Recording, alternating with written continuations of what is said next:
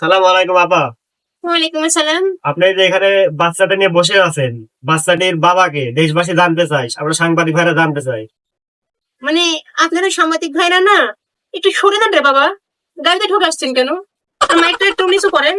বাবাকে আপনি জানতে পারবেন, অবশ্যই পারবেন। মানে অনেক কাঠখড়ি পোড়াতে হবে, তো তারপরে আপনারা সবকিছু জানতে পারবেন। বাচ্চার বাবাও আছে, এখন বাচ্চার বাবা যেই হোক আছে, সে এখন খাতে আছে কিংবা অন্য জায়গায় কাজ করছে, যেরকমই হোক বাচ্চার বাবা আছে।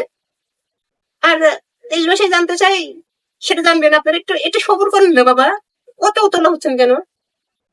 একটু আস্তে আস্তেই সব কিছু জানতে পারবেন। না বাবা, তুমি একটু দূরে যান রে বাবা, গাড়িতে আসছেন কেন? আপনি সামনে থেকে ভান না, আমি বাচ্চাকে তুলতে, বাচ্চা কান্দে। না না বাবা, আচ্ছা আপা, এই বাচ্চা এবং বাচ্চার বাবার সম্পর্কে নাম কি আমরা জানতে পারি?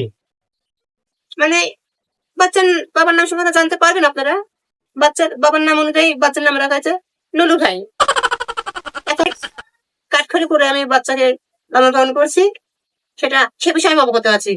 হয়তো আপনাদের হাঁটাহাঁটি করা লাগবে না, হামলা মামলা কামলা যা করা লাগে সেটা আমি করবো। ও বিষয়ে আপনাদের কোনো ইয়ে করা লাগবে না। আপনারা শুধু আপনাদের কাজ করবেন, এটুকুই। আচ্ছা আপু, আমরা তো বাচ্চার বাবা সম্পর্কে আগে থেকে অবগত।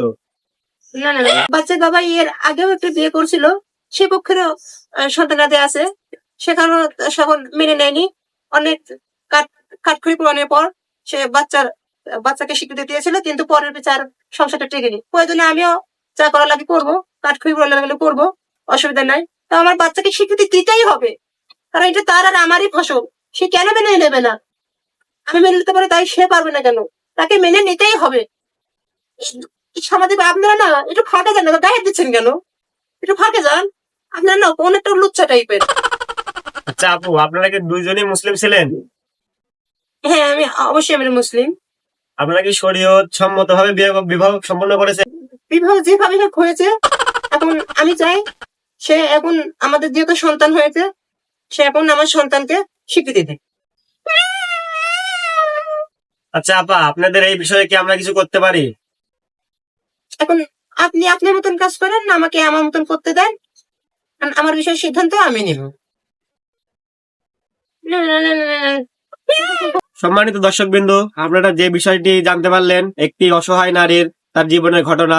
তার স্বামী তাকে তার ভরণ পোষণের দায়িত্ব না নিয়ে তাকে ছেড়ে চলে গিয়েছে। আমরা এখন এই বাচ্চার বাবাকে খোঁজার চেষ্টা করব। আপনারা আমাদের সহযোগিতা করবেন। মোহাম্মদ মারুফ হোসেন, ডেস্ক রিপোর্ট, ভুয়া টিভি, উগান্ডা।